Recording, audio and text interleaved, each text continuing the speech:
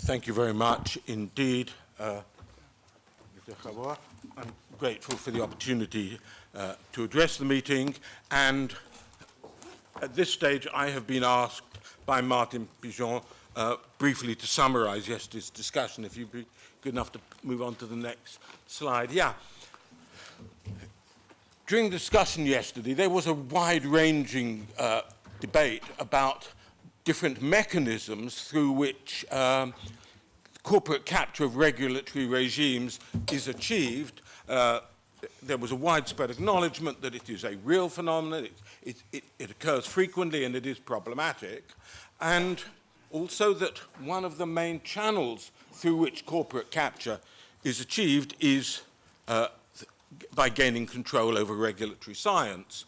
And people drew attention to a wide range of different ways in which this could be accomplished. For example, by looking at framing the question,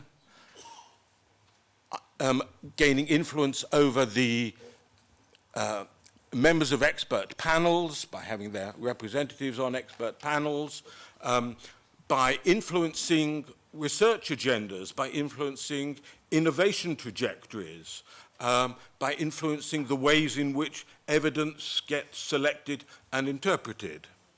And this happens not just in respect of assessments of the risks. I mean, often in regulatory policy they're influenced by risk assessments, but also in relation to benefits. Judgments are made as to whether technologies are beneficial or what the benefits might, what the anticipated benefits might be. Can I have the next slide, please? That is what I've already said, so let's move on. Okay. Those who were present yesterday afternoon's meeting, I apologize for reiterating this, but there are quite a few people here who weren't present yesterday. So I want to read this splendid quotation, which quite possibly was drawn to my attention by Nick Ashford, but this happened several years ago, and I can't really remember where I found it. But I find that it's stunningly interesting. There's this book by Owen and Broughtgum, which is really an American how-to text. It's How to Achieve Corporate Capture by some industrial executives. And this is the quote, if I can read it from here. Regulatory policy is increasingly made with the participation of experts, especially academics. A regulated firm or industry should be prepared whenever possible to co-opt these experts.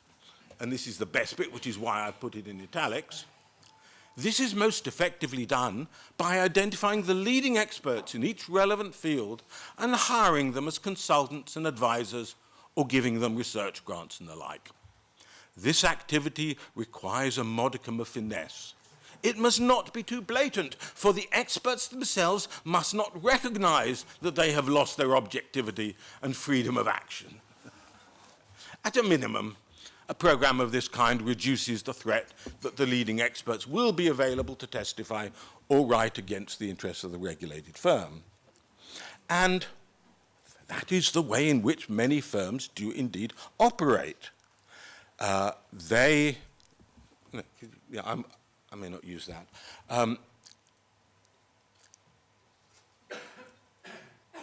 It is frequently the case that expert advisory committees are composed of people, some of whom are paid consultants to the companies whose products they're expected to evaluate. There was a wonderful occasion a few years ago back in the United Kingdom where a member of the Committee on Toxicity in an interview with the Guardian newspaper said, "I am not beholden to any of the companies because I take money from all of them. You know, and if the chairman asked me to leave the meeting whenever I had an interest in a topic under discussion, I would remain always out of the room." Well, my view is people such as that should remain always out of the room. There is this curious convention in some of these bodies where it's assumed that once an interest is declared, it spontaneously evaporates. That is not a claim I find persuasive. And if you'll forgive me reiterating a story I offered yesterday, I was at a meeting also of the Committee on Toxicity in London a few years ago, when some evidence emerged that suggested an active ingredient in a pesticide formulation there was evidence that it was increasing the incidence of cancer in laboratory animals.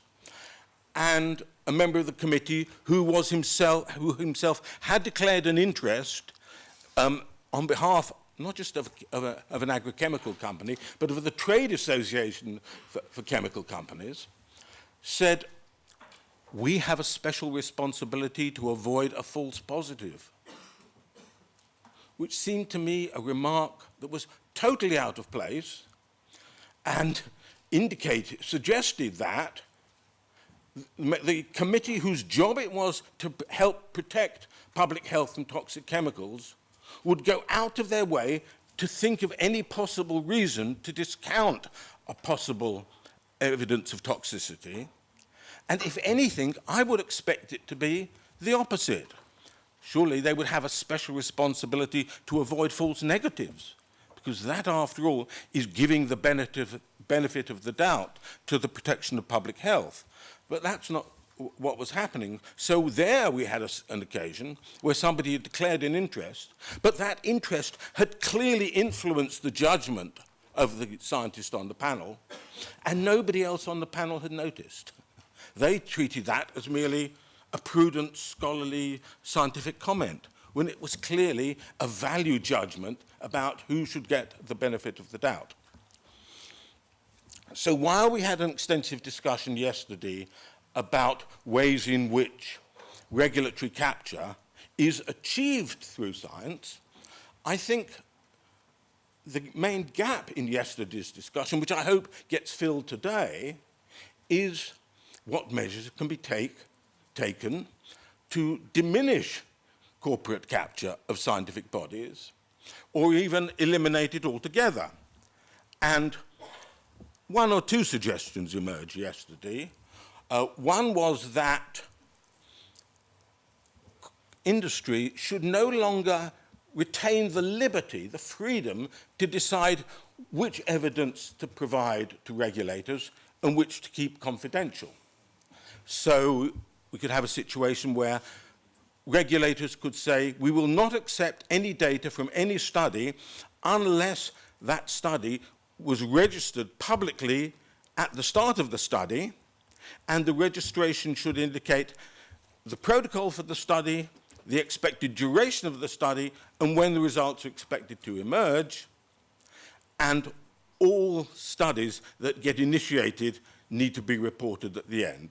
So that would be one possible measure. But I would favour other measures I think we ought to discuss, perhaps ending the arrangement whereby people with commercial interests, relevant commercial interests, are able to sit on expert advisory bodies that are supposed to protect public and environmental health. The claim has been made from time to time, oh, well, if we don't, we have to have these people because they have relevant expertise. I'm sorry, that argument doesn't wash. We might want the information that they have to be submitted to the panel, but that doesn't mean they have to be members of the panel. So I think it's not sufficient just to say interests get declared. And indeed, it's even less acceptable to indulge in a practice which I've seen happen at the European Food Safety Authority, where senior officials have said, oh no, that's an interest, but it's not a conflict of interest. I'm sorry, that strikes me as a spurious argument. A relevant commercial interest is a conflict of interest. But not only are there people representing industry on expert advisory panels, they're also, for example, even on the board of the European Food Safety Authority, as they are on the board of the Food Standards Agency in Britain. When the Food Standards Agency in Britain was set up, and EFSA too, some of us were arguing that members of industry should not be present on those boards. Oh no, we were told we need their expertise, but don't worry, they'll always remain in a minority. Well, it took a total of just 4.5 years for them to become a majority on the board, and that I consider also to be unsatisfactory. So, We do need much tighter rules on the membership of expert scientific advisory panels. We need much tighter rules on membership of relevant policy-making boards and advisory boards, but also we need far greater transparency. And here I think it is worth highlighting and commending steps now being taken by the board of the European Food Safety Authority in particular, that's trying to introduce transparency. But that is still an inadequately defined term. I'll be brief. How transparent? Everything in the public domain or just some things? Now in Britain, the rule is of the Food Standards Agency, not just that the data's in the public domain, but the panel meetings, the expert advisory meetings, take place in public. And I would recommend that process to be, that practice to be adopted far more widely across the European Union, and then we would have something approximating genuine transparency. And I look forward to an interesting discussion of these issues today. Thank you for your time.